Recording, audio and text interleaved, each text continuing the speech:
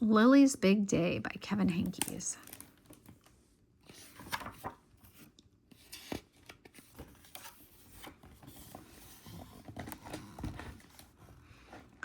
One day, Lily's teacher, Mr. Slinger, announced to the class that he was going to marry Mrs. Shotwell, the school nurse. Lily's heart leapt. She had always wanted to be a flower girl. "It will be the biggest day of my life," said Mr. Slinger. "Mine, too," whispered Lily.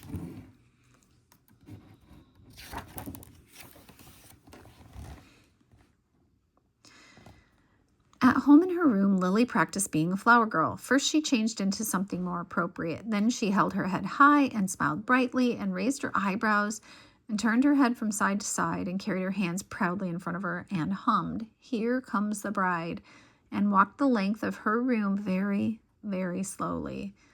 Back and forth, back and forth, back and forth. "It will be the biggest day of my life," said Lily.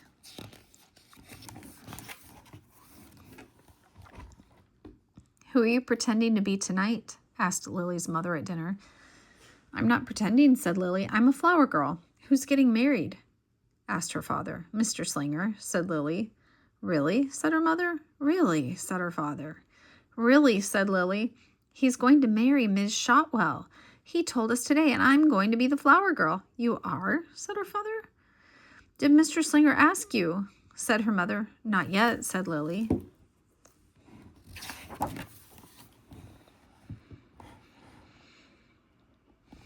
At bedtime, Lily's mother said, "Lily, there are so many students in your class. Mr. Slinger couldn't possibly pick just one girl, just one to be the flower girl." Her father said, "It wouldn't be fair." "He probably has a niece," said her mother. "Maybe Aunt Mona will get married someday," said her father. Do you understand what we're trying to say?" asked her mother. Lily nodded. "Are you sure?" asked her father. Lily nodded again. After her parents left her room, Lily said, "I understand that I'm going to be a flower girl."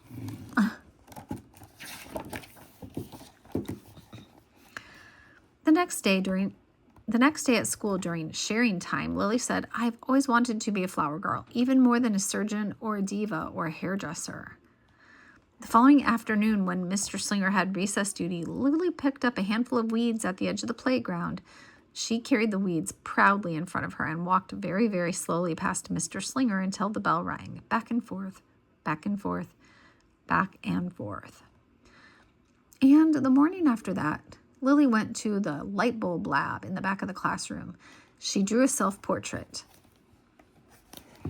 "Me, Lily, the world's best and most famous, smart, better than the bride, beautiful, #1 flower girl. This is the best drawing I've ever done in my entire complete life."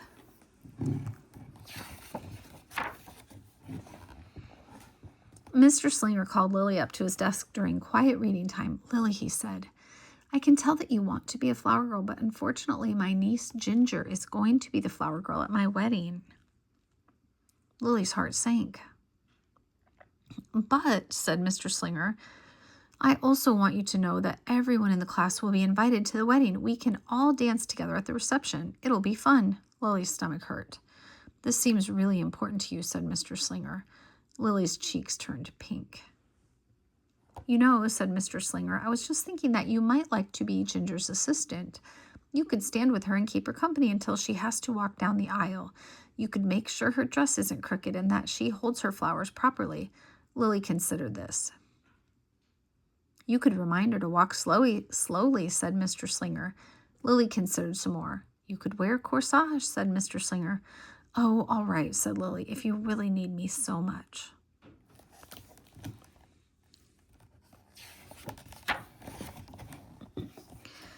Lily tried to get excited about being Ginger's assistant. Flower girl advice, $1. Now, don't forget to pay. Weddings wouldn't even exist without flower girls' assistants, she told her baby brother Julius. "You're not listening." "I have a special responsibility," she told her parents. When her Grammy took her shopping for a new dress for the wedding, Lily told the clerk, "A flower girl assistant is very important and glamorous." She's adorable, in small doses.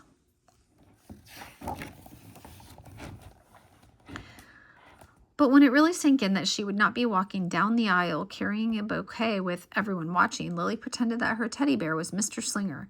She made him sit in the uncooperative chair. "You could just stay there forever," she said. As the wedding day drew near, Mr. Slinger counted the days down on the chalkboard. "One day closer to the biggest day of my life," he would say. "One day closer to the biggest day of Ginger's life," Lily would whisper.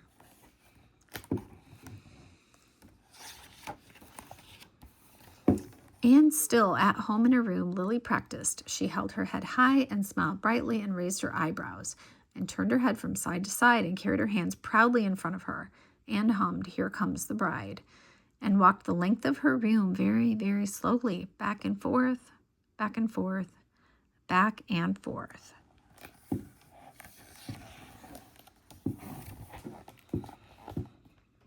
The wedding day finally arrived.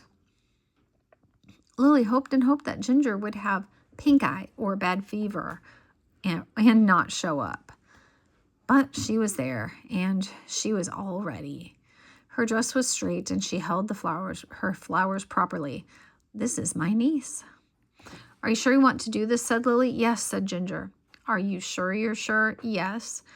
"Are you really sure you're sure?" Lily hoped and hoped that Ginger would change her mind, but she didn't.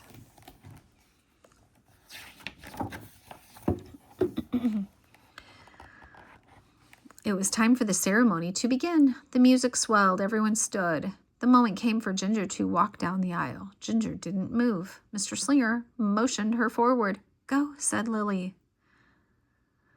Ginger was frozen. "Now," said Lily.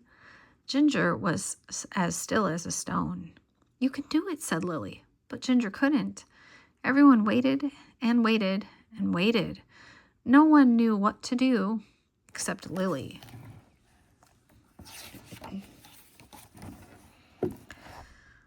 Lily scooped up Ginger and said, "Here we go." Then Lily walked very, very slowly down the aisle. She held her head high. She smiled brightly and raised her eyebrows and turned her head from side to side and carried Ginger proudly in front of her.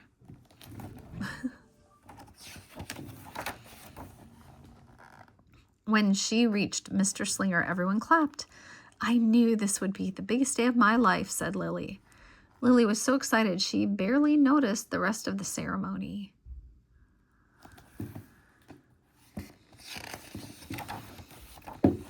The reception was great fun. After the cake was served, Lily coached Ginger for the next time she would be a flower girl.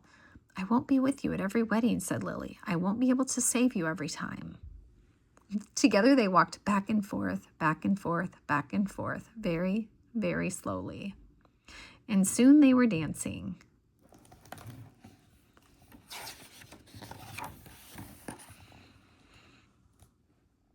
And soon after that, they were joined by Chester, Wilson, Victor, Julius, Mr. Slinger, Miss Shotwell, and many others. "It's interpretive dance," said Mr. Slinger. "We're doing the flower girl," said Lily. Lily's family stayed at the reception until Lily was perfectly exhausted. "But there's something I have to do before we go," said Lily. She needed to find Ginger one last time.